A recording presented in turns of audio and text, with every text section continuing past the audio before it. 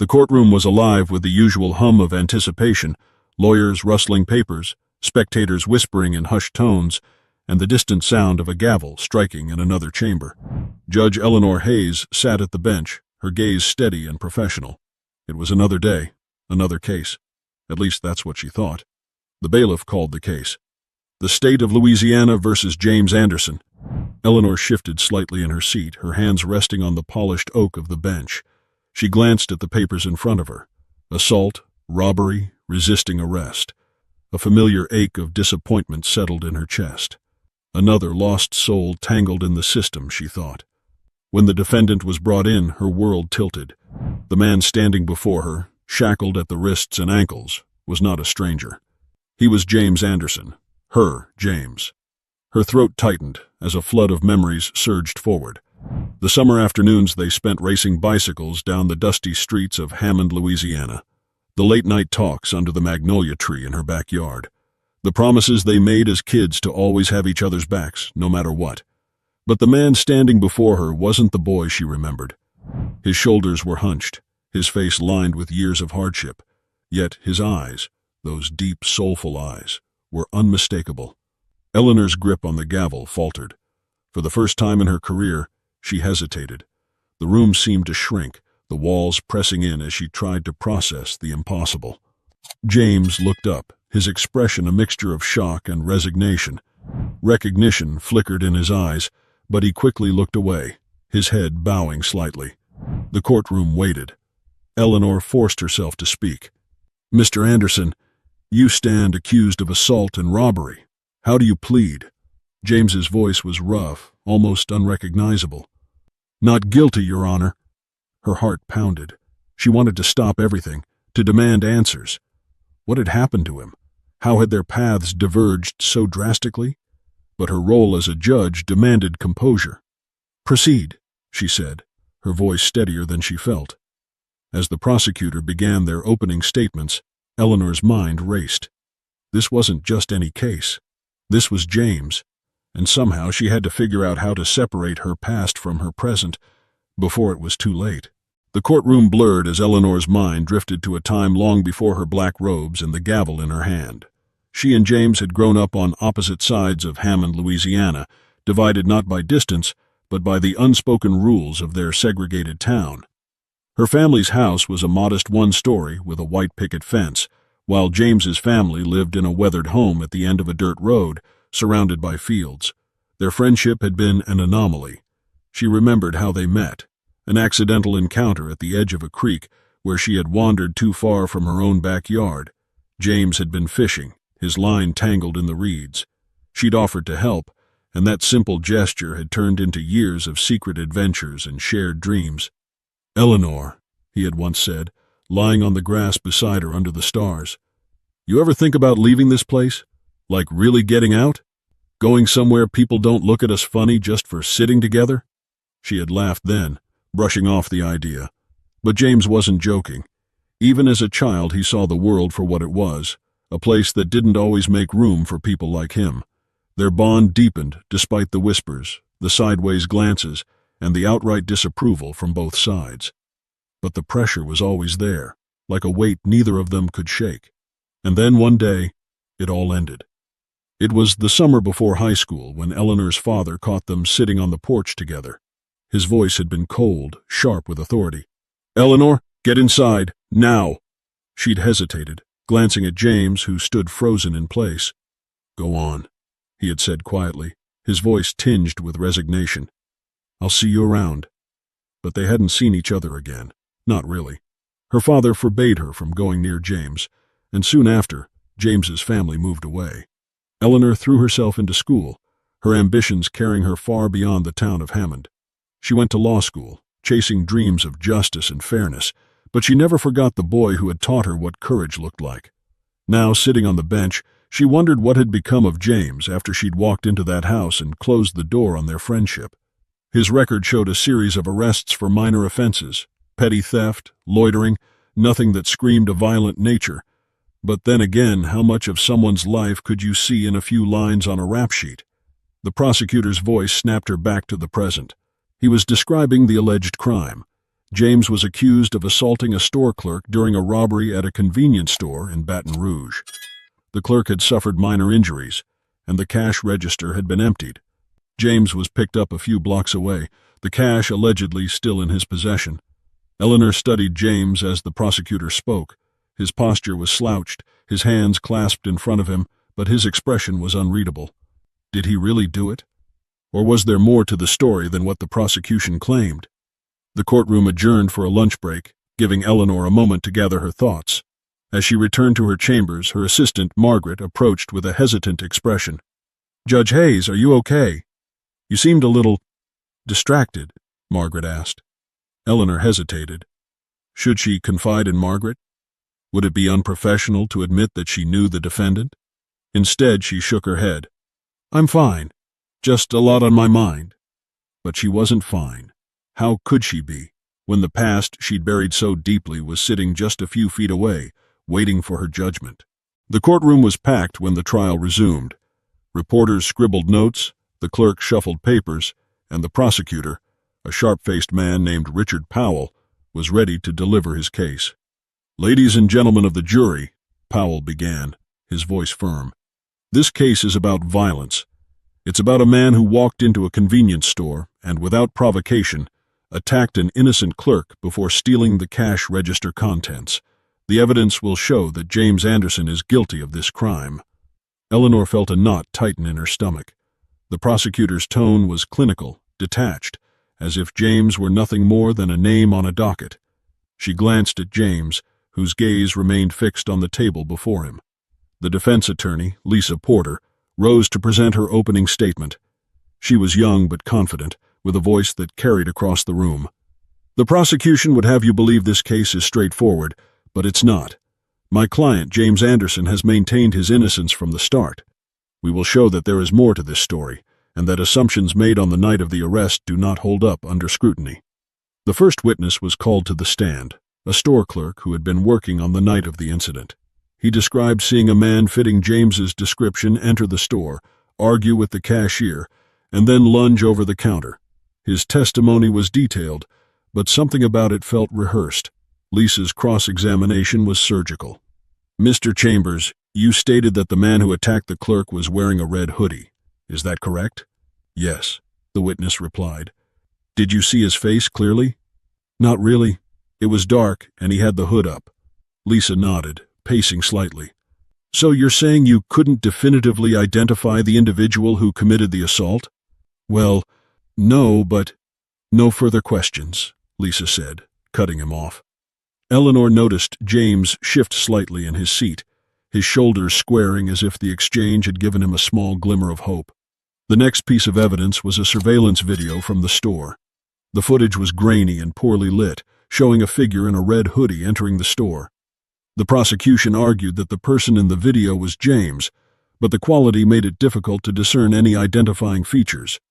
As the video played, Eleanor studied it intently. Could this truly be James? The figure moved quickly, grabbing at the counter before disappearing off-screen.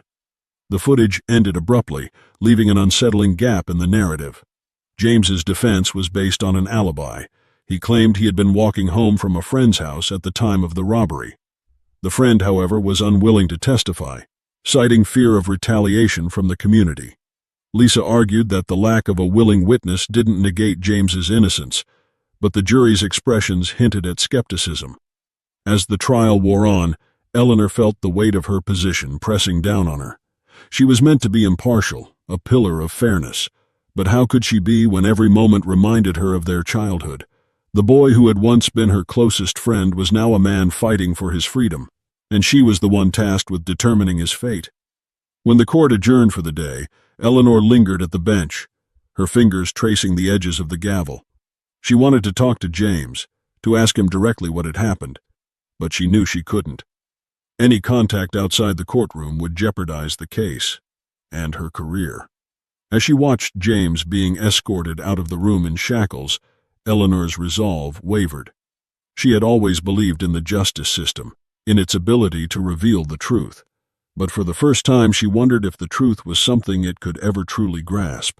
The courtroom buzzed with quiet murmurs as the trial reached a pivotal moment. It was the defense's turn to present their case, and Lisa Porter called her first key witness, Officer Daniel Harris, the arresting officer. Eleanor leaned forward slightly, her eyes narrowing. This was where the cracks, if any, might begin to show. Officer Harris, a burly man with a gruff demeanor, took the stand. Lisa approached him with deliberate calm. "Officer Harris," she began, "you were the one who apprehended my client, correct?" "That's right," he replied, his tone clipped. "You stated in your report that Mr. Anderson was walking 2 blocks from the scene of the robbery when you detained him. Is that correct?" "Yes." "And what led you to believe he was the suspect?" Harris shifted in his seat. "He matched the description, a black male, mid-40s, wearing dark clothing." Lisa's eyebrows raised slightly. "Dark clothing? But the suspect in the video was described as wearing a red hoodie. Did you find a red hoodie in Mr. Anderson's possession when you searched him?" Harris hesitated. "No, but he could have discarded it." Lisa took a step closer. "Could have? Did you or any other officer conduct a search of the surrounding area to locate this supposed hoodie?" Harris's jaw tightened. "No, we didn't have time. He was apprehended quickly." Lisa pressed on.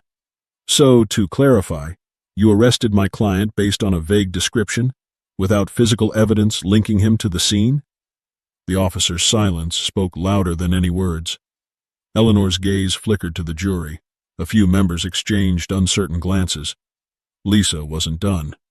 "Officer Harris, do you recall if Mr. Anderson said anything at the time of his arrest?" "He protested, said he was innocent." "And did you consider investigating his claim, or did you assume guilt based solely on his appearance?" Harris's face reddened. "I followed protocol." "Protocol," Lisa repeated, her voice laced with skepticism. "No further questions, Your Honor." The courtroom buzzed again as Harris stepped down, his credibility visibly shaken. Eleanor's heart pounded. This was more than just a trial now. It was a reckoning, not just for James, but for a system that seemed too eager to condemn him. The defense's next move was unexpected. Lisa introduced an expert witness, a forensic analyst who had reviewed the surveillance footage. The analyst explained that, based on the height and build of the individual in the video, there was no definitive way to confirm it was James. Furthermore, the timestamp on the footage had been altered, raising questions about its reliability. The prosecutor attempted to dismiss the testimony as conjecture, but the jury appeared unsettled. A shadow of doubt crept into the room, and Eleanor could feel its weight. As the day drew to a close, James was given the opportunity to testify on his own behalf. Lisa had warned him of the risks, but James insisted. He stood, chains clinking softly as he approached the stand. His voice, though quiet, carried a raw sincerity. "I've made mistakes in my life," James began, addressing the jury directly. "I've taken wrong turns, trusted the wrong people, but I didn't do this. That night I was walking home minding my own business when the cops stopped me. They didn't ask questions, they just decided I fit the bill." His voice cracked slightly as he continued. "I've been fighting my whole life, fighting to be seen as more than what people assume about me. But this, I'm tired. I just want the truth to matter." Eleanor's throat tightened as James sat back down. His words hung in the air, a plea not just for justice but for humanity. She glanced at the jury, their faces a mix of emotions, doubt, empathy, and uncertainty. This was it. The truth was no longer confined to evidence or testimonies. It was a battle of conscience, a struggle against the weight of prejudice and assumption. Eleanor knew that her role wasn't just to uphold the law, it was to interpret it in a way that served true justice. The final day of the trial dawned heavy with anticipation. The closing arguments were delivered with precision. The prosecutor leaned on the circumstantial evidence, urging the jury to trust the system's process. Lisa, however, pleaded for the jury to see beyond the surface, to consider the holes in the case and the humanity of the man on trial. Eleanor listened intently, her face impassive, but her mind racing. Her role was clear. She could not sway the jury, but she would have the final word if their verdict left room for interpretation. The burden of ensuring justice weighed heavily on her. The jury deliberated for hours. The courtroom emptied and refilled as people stretched their legs or whispered among themselves. James sat quietly, his hands clasped tightly in front of him. He hadn't looked at Eleanor since the first day of the trial, and she couldn't blame him. What could she possibly say to make any of this better? Finally, the bailiff announced that the jury had reached a verdict. The room fell silent as the four persons stood, a piece of paper trembling in her hands. In the case of the state of Louisiana versus James Anderson, we find the defendant. The pause was unbearable. Not guilty. The room erupted in a mix of gasps, murmurs, and even a few cheers. Eleanor tapped her gavel, restoring order. James's shoulders sagged as if a weight had been lifted, but his face remained unreadable. He had won his freedom, but it was clear this victory came at a cost. Eleanor addressed the court, her voice steady. "The jury has spoken. Mr. Anderson, you are free to go. Court is adjourned." As the courtroom emptied, Eleanor lingered behind, watching James as he signed his release paperwork. For a moment, she thought he might leave without a word, but then he turned and approached her. The room was nearly empty now, just a few clerks tidying up and Margaret gathering files. James stopped a few feet from the bench, his expression guarded. "You don't owe me anything," he said quietly. "But I'd like to know, why didn't you say anything? You knew me." Eleanor felt her throat tighten, the words catching. "Because I couldn't. I had to be fair. If I'd said something, it might have jeopardized the case." James studied her, his face a mix of hurt and understanding. "Fair?" he repeated. "That's the thing, Eleanor. The world's never been fair. Not for people like me." She nodded slowly, her gaze dropping to the polished wood of the bench. "You're right. I wish I'd done more back then. I wish I could have done more now." James sighed, the tension in his posture easing slightly. "We were kids. We didn't know any better.